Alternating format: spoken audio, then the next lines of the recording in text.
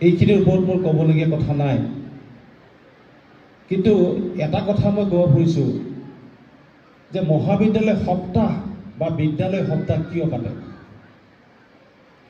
এখন বিদ্যালয়ত বা এখন মহাবিদ্যালয়ত এই সপ্তাহ জোৰা এই কাৰ্যসূচীটো অনুষ্ঠিত কিয় কৰা হয়? ছাত্ৰ ছাত্ৰীসকলে মহাবিদ্যালয় এখনত পঢ়িব আহিছে, কেৱল পঢ়াব লাগে, ভাল ৰিজাল্ট কৰাৰ কাৰণে কেৱল পঢ়াব লাগে। কিয় লাগে নাচ গান, কিয় লাগে কবিতা আবৃত্তি, কিয় লাগে অন্যান্য অনুষ্ঠানসমূহ? তেনেকুৱা হয়তো বহুতৰ মনত প্ৰশ্ন হয়। হিচাপতো নালাগে,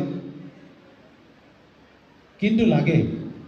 এইকাৰণে লাগে যে মহাবিদ্যালয় সপ্তাহ এখন মঞ্চ আমাক প্ৰত্যেকগৰাকী ছাত্ৰ ছাত্ৰীকে আমাৰ অভিভাৱকসকলে ভাবে বা আমাৰ শিক্ষাগুৰুসকলে ভাবে যে আমি ভালকৈ অধ্যয়ন কৰিব লাগিব, ভাল ৰিজাল্ট কৰিব লাগিব, উচ্চ পৰ্যায়ত শিক্ষা গ্ৰহণ কৰিব লাগিব আৰু তাৰপিছত ভাল চাকৰি কৰিব লাগিব।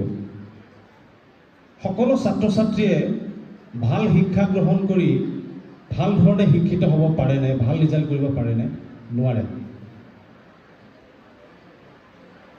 শতকৰা 10% ছাত্ৰ ছাত্ৰীয়ে ভাল ৰিজাল্ট কৰে, ভাল চাকৰি পায়। বাকী 90% ছাত্ৰ ছাত্ৰী কি হয়? তেওঁলোকে কি কৰিব?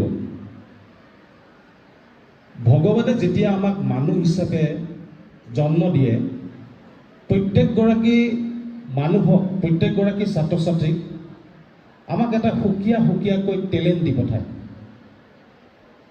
যে কোনোবাজন হয়তো পঢ়াত ভাল হ'ব পাৰে, কোনোবাজন খেলত ভাল হ'ব পাৰে, কোনোবাজন সাংস্কৃতিক ভাল হ'ব পাৰে, বিভিন্ন ধৰণৰ টেলেণ্ট দি পঠায়। কেৱল আমি, আমাৰ অভিভাৱকসকলে হওক বা সেইটো আমি কেৱল কি বিষয়ত টেলেণ্ট দিছে সেইটো আমি বিচাৰি উলিয়াব নোৱাৰোঁ। বহুতে বিচাৰি উলিয়াব পাৰে।